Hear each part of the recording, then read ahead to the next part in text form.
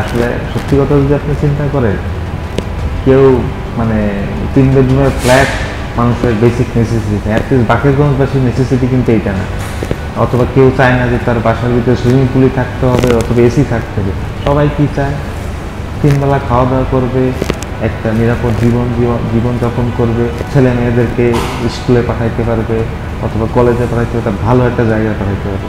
তো আমি মনে করি এইসব জিনিস যদি, এইসব যে মৌলিক চাহিদা যাদের আছে যেগুলো, সেগুলো যদি ফুলফিল করা যায়, তাহলে আমি মনে করি যে আমি আমার জায়গা থেকে একজন সাকসেসফুল পলিটিশিয়ান হতে পারবো।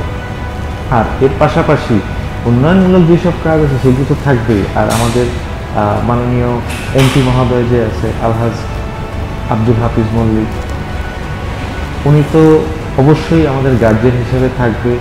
আর ওনার দিক নির্দেশনা মেনেই আমরা, অথবা ওনার দিক নির্দেশনা নিয়েই আমরা উন্নয়নমূলক সব কাজগুলি করব।